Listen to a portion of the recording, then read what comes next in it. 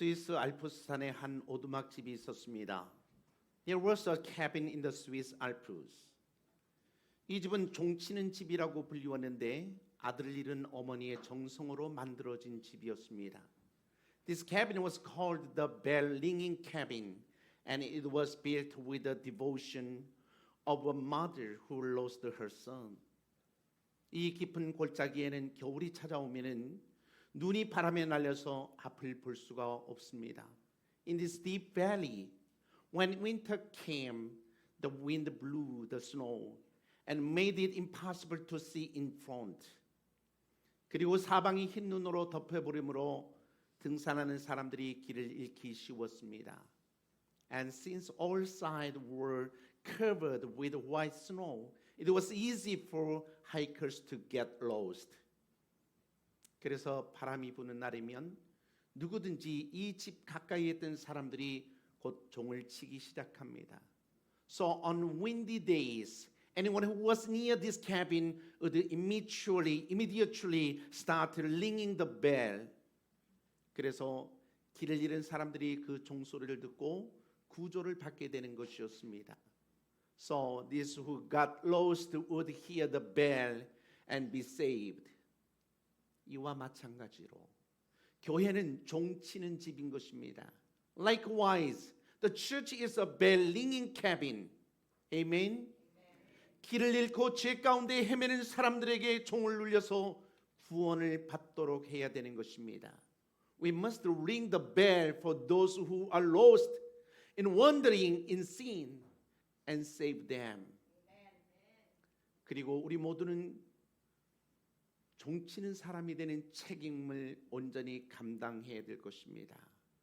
And we all must fully assume the responsibility of being bell ringers. 할렐루야. 오늘 본문 말씀에는 주님을 위해서라면 나귀를 묻지도 않고 따지지도 않고 내어드린 나귀 주인의 헌신이 소개되어 있습니다. Today's text introduced the devotion of the donkey owner who gave their donkeys to the Lord without asking or questioning. 우리에게도 이러한 주님을 위한 헌신이 필요합니다.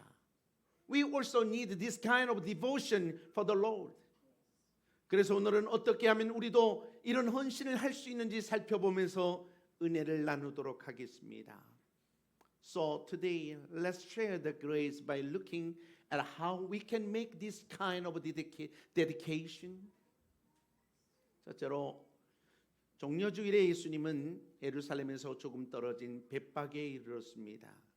First, on Palm Sunday, the Lord arrived at Bethphage, a little way from Jerusalem. 그때 주님은 두 제자를 건너편 마을로 보내면서 말씀하셨습니다. 본문 2절로 3절 말씀인데 같이 한번 읽어보겠습니다. 시작.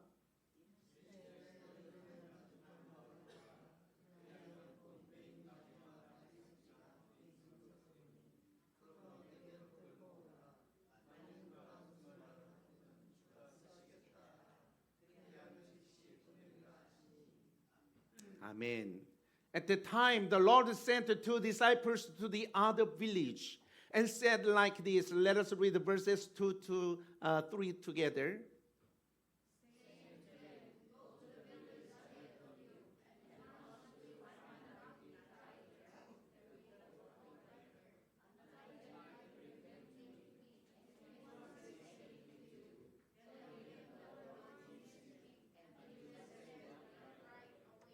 아멘.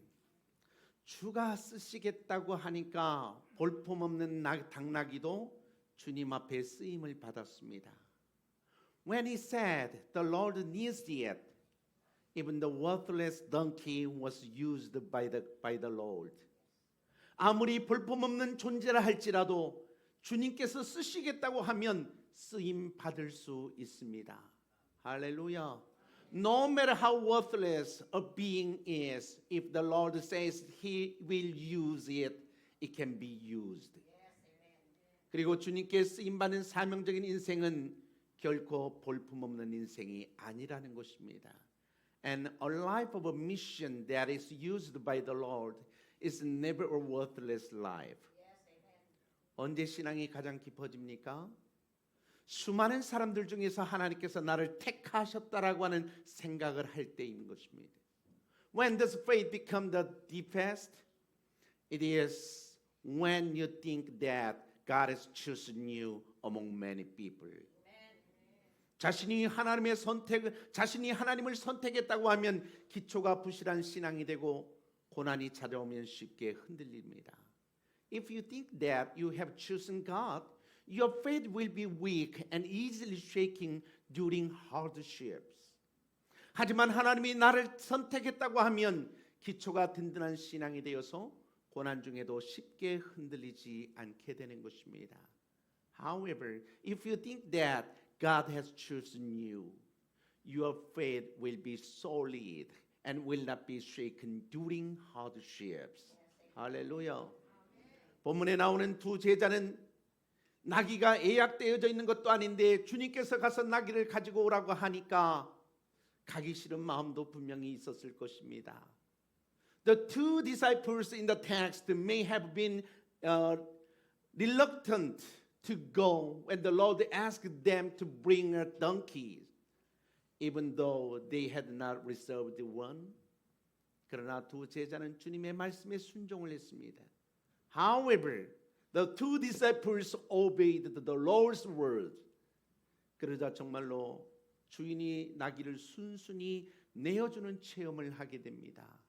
Then they experienced the owner giving the donkey away. 그처럼 내키지 않는 일을 할 때 하나님께서 더 큰 은혜의 체험을 주실 것입니다.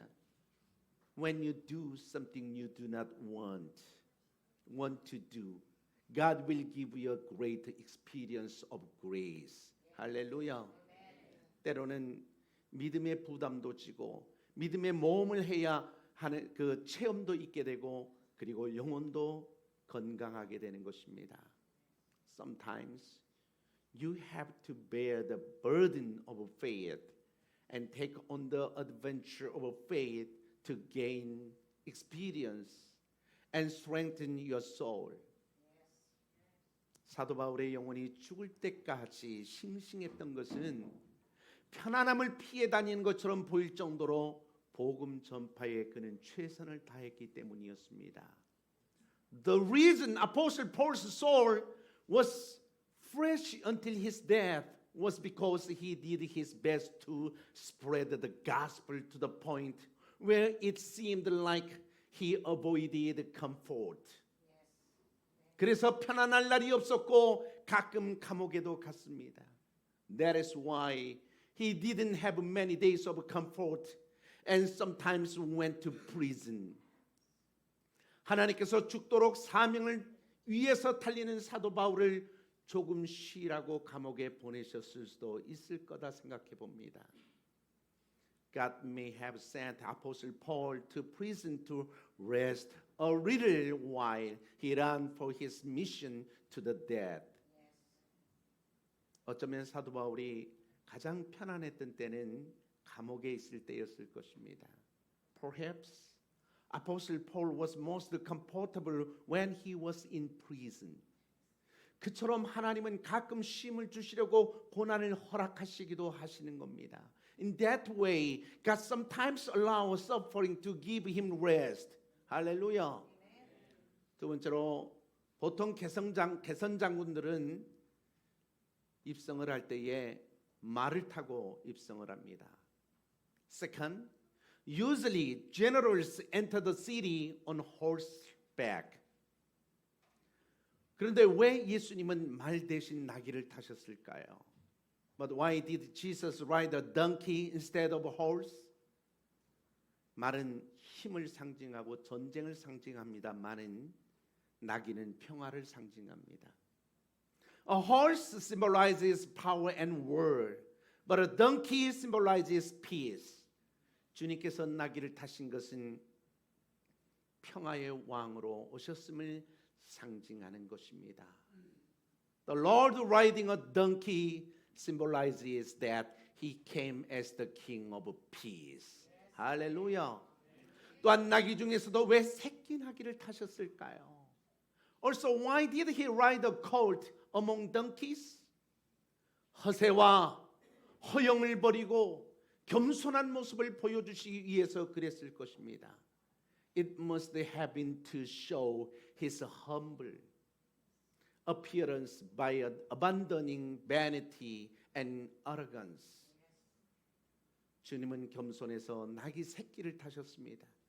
그래서 주님은 겸손한 사람을 쓰시는 것입니다. The Lord rode a colt because he was humble. That is why he uses a humble person. 할렐루야. 겸손하면 연약한 존재도 주님 앞에 쓰임 받을 수 있지만 교만하면 아무리 능력이 있어도 주님이 쓰시지 않을 것입니다. If you are humble, even a weak being can be used by the Lord.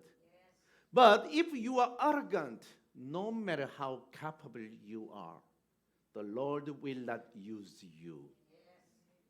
나귀가 주님을 태우고 예루살렘으로 입성할 때에 사람들이 환호하면서 호산나 호산나 하면서 맞아 주었습니다. When the donkey carrying the Lord entered Jerusalem, the people greeted him with cheers and shouted, Hosanna, Hosanna. 그때 나귀도 함께 영광을 얻을 수 있었습니다. At the time, the donkey could have received glory as well. 그러나 나귀가 주님을 내려드린 후에는 아무도 나귀를 거들떠보지 않고 그저 한적한 마구간으로 돌아갈 수밖에 없었습니다. However, after the donkey brought the Lord down, no one paid any attention to the donkey, and it had no choice but to go to a lonely stable. 그처럼 주님이 없으면 자기가 아무것도 아니라는 것을 알아야 됩니다. Just like that, we must know that we are nothing without the Lord. 그래서 어떤 일을 성취해도 그 모든 영광을 철저히 주님께 돌리는 겸손한 심령이 되어야 될 것입니다.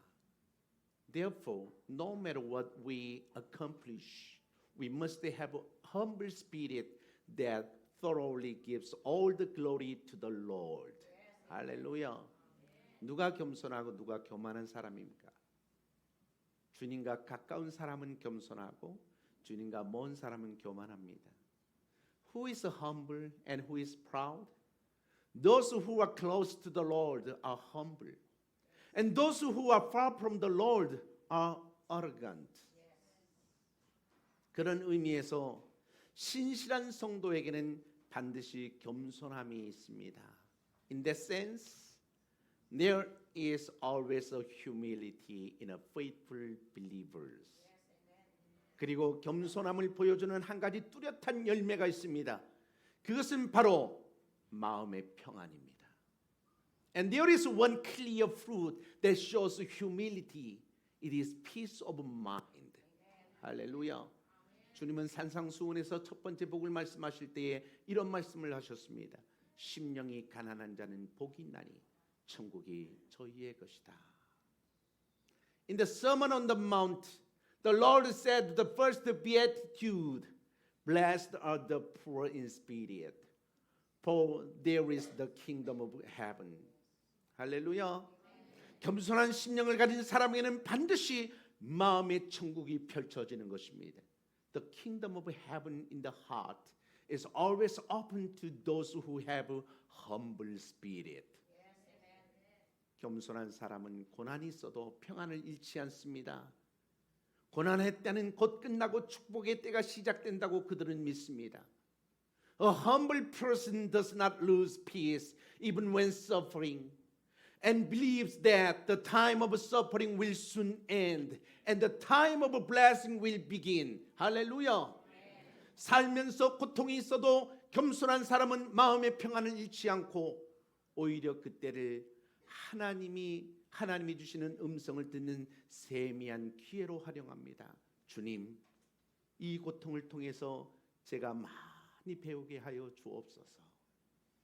Even when there is suffering in life, a humble person does not lose peace of mind, but rather uses that time as a quiet opportunity to hear the voice of the Lord.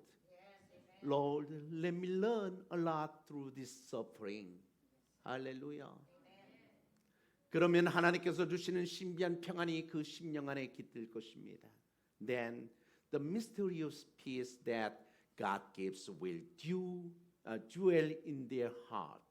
할렐루야.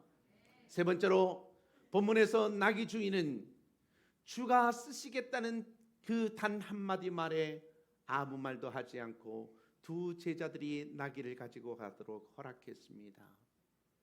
Third, in the text, the owner of the donkey said nothing and allowed the two disciples to take the donkey and go after hearing only one word, the Lord needs it. 주님께서 쓰시겠다는 제자들의 말 한마디에 한 번도 멍에 매지 않은 어린 나귀를 주께 드린. 할렐루야. 당시 나귀는요, 어린 나귀 새끼라 할지라도 돈을 많이 줘야 살 수 있었습니다. At the time, even a young donkey could be bought for a lot of money. 그러면 나귀 주인이 어떻게 자기의 비싼 나귀를 내어드릴 수 있었습니까? So how could the donkey owner give away his expensive donkeys? 자기 것을 자기 것이 아닌 주님의 것이라고 하는 청지기 의식이 있었기 때문에 가능했지요. It was because there was a sense of stewardship that what was his own was not his own, but the Lord's. 그처럼 자신이 가진 물질과 지위와 명예와 권력과 지식 등 모든 것을 주님이 원하시면 내어드릴 수 있는 마음의 준비가 있어야 됩니다. In that way, we must be prepared to give away everything we have, including material possessions, statues, honor, power, and knowledge, if the Lord so desires. Yes? 헌신의 차이가 나중에는요, 열매의 차이로 분명하게 나타나게 될 것입니다. The difference in devotion will later be clearly revealed as the difference in fruit. 사실 우리가 가진 모든 것은 다 하나님이 주신 것입니다. In fact, everything we have was given to us by God.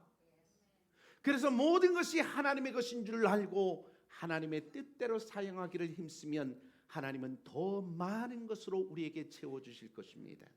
So if you know that everything belongs to God and strive to use it according to God's will, God will feed it with more. 할렐루야. 차성혜 성도님 따님이지요. 엄청 예쁘게 생겼네요. 특별히 본문을 보면 주님의 말씀을 듣고 믿음으로 나귀를 드린 주인의 이름도 기록되어 있지 않습니다. In particular, if you look at the text, the name of the owner who heard the words of the Lord and gave the donkey in faith is not recorded. 그는 주님을 위해서 큰 헌신을 했지만 이름도 없이 빛도 없이 헌신을 했습니다. He made great devotion to the Lord, but he did it without a name and without fame. 사람들의 칭찬이 적을수록 하나님의 칭찬과 상급은 커질 것입니다. The less praise people receive, the greater the praise and reward from God. 사실 숨은 곳에서 일하는 사람들이 많아야 그 사회가 건강한 사회가 되는 것입니다. In fact, a society becomes healthy only when there are many people working in hidden places. 교회에서도 큰 일을 하면서도 조용히 숨어 있는 사람이 많아질 때 그 교회는 반드시 하나님의 은혜가 넘치게 될 것입니다. In a church, when there are many people who do great work but quietly hide, the grace of God will surely overflow in the church. 마지막으로 제자들이 나귀와 나귀 새끼를 끌고 왔을 때 주님은 5절 말씀대로 어미 나귀를 타지 않고 새끼 나귀를 탔습니다. Lastly, when the disciples brought the donkey and the colt, the Lord did not ride the mother donkey, but the colt, as it says in verse 5 of the text. 그래서 이 새끼 나귀는 성인이신 예수님을 태우고 갈 때 아마 무척 힘들었을 것입니다. So this colt must have had a hard time carrying the Lord, who was an adult. 그럼에도 이 새끼 나귀는 묵묵히 예루살렘으로 걸어 들어갔습니다. Nevertheless, this colt walked silently into Jerusalem. 그처럼 때로 주님의 일을 하면서 무거운 짐을 져야 할 때 그 짐을 축복의 십자가로 알고 기쁘게 지십시오. 아무도 아멘 안 해요. 기쁘게 지시기 바랍니다. When you have to carry a heavy burden while doing the Lord's work, recognize that burden as a cross of blessing and bear it joyfully. 할렐루야. 진짜 제자는요, 몇 단계 성경 공부하면서 제자 훈련을 하는 사람이 제자가 아니라 실질적으로 십자가를 지는 사람이 제자인 것입니다. Through disciple is not someone who does disciple training by studying the Bible in several stages, but someone who actually carries the cross. Amen. 주님께서 예루살렘에 입성하실 때 수많은 군중들은 그들의 겉옷을 벗어서 길에 펴고 종려나무가지를 흔들면서 환영을 했습니다. When the Lord entered the Jerusalem, the great crowd welcomed him by taking off their outer garments, spreading them on the road, and waving palm branches. 당시 사람들은 전쟁에서 승리하고 돌아오는 개선 장군을 맞이할 때 그런 식으로 환영을 했습니다. At the time, people welcomed the general who had returned victorious from war in the same way. 왜 그렇게 환영했을까요? 그들은 예수님의 능력과 기적에 관한 소식을 익히 들어서 잘 알고 있었기 때문입니다. Why did they welcome him like that? They had heard the news of Jesus' power and miracles well. 그 능력을 통해서 정치적인 독립을 이루고 축복을 받겠다라고 하는 기대 심리가 있었기 때문입니다. They probably had expectation through those power they would achieve political independence and be blessed. 그런 상황에서 주님이 체포가 됩니다. 그러자 그들의 기대는 증오로 변합니다. 돌변을 합니다. 호산나 했던 소리가 5일도 채 되지 않아서 십자가에 못 박으라는 소리로 변했습니다. In such a situation, when the Lord was arrested, their expectation turned to hatred, and in less than 5 days, the shout of Hosanna turned into shout of crucify him. 심지어는 빌라도가 예수님을 놓아주려고 했습니다. 그럼에도 불구하고 그들은 십자가에 못 박으라고 소리를 쳤습니다. Even when Pilate tried to release Jesus, they shouted, crucify him. 그 모습이 기복주의자들의 모습입니다. That is the image of the prosperity. 기복주의자들은 축복이 있다고 하면 예수님을 환영하다가 축복이 없으면 예수님을 멀리합니다. The prosperity welcome Jesus when there is a blessing, but when there is no blessing, they distance themselves from Him. 군중을 신뢰하지도 마십시오. 그리고 군중이 되지도 마십시오. Do not trust the crowd and do not be a crowd. 하나님은 군중들과 함께 일하신 적이 없습니다. God has never worked with a crowd. 주님은 소수의 제자들을 통해서 큰 일을 이루셨습니다. the Lord accomplished great things through a small number of disciples. 군중과 제자의 결정적인 차이는 군중은 십자가를 지지 않으려고 하고 제자는 십자가를 지려고 한다는 것입니다.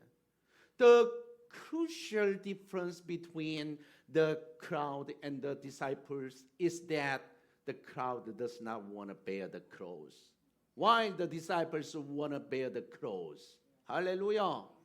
십자가를 져야 할 때 기쁘게 지는 소수의 제자들이 되십시오.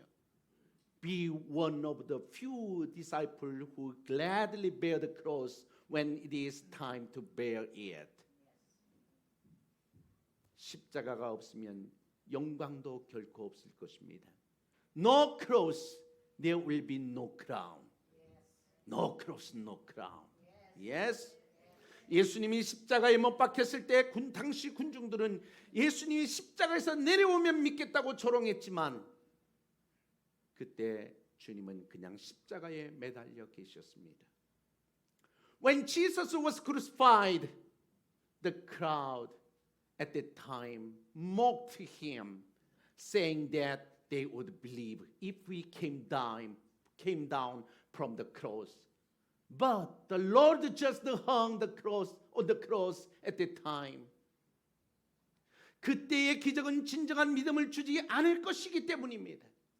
The miracles at the time would not give through faith. 참된 믿음은 기적이 사라지는 그 순간부터 시작되는 것입니다. Through faith begins the moment the miracles disappear. 그러므로 십자가 앞에서 주님을 멀리하는 것은 축복을 버리는 것과 마찬가지입니다. Therefore, turning away from the Lord in front of the cross is the same as throw away the blessings. 그러기에 고난이 있더라도 예수님과 함께 가는 길이 결국 승리하는 길임을 여러분 믿으시고 그 길 끝에서 진정한 승리자가 되는 우리 사랑마을교회 성도들이 되시기를 주님의 이름으로 축복합니다. Therefore, I hope that you will believe that the path you take with Jesus, even if there are hardships, is the path to victory in the end, and that you will become the member of LVIC who are through victors at the end of the path. 할렐루야.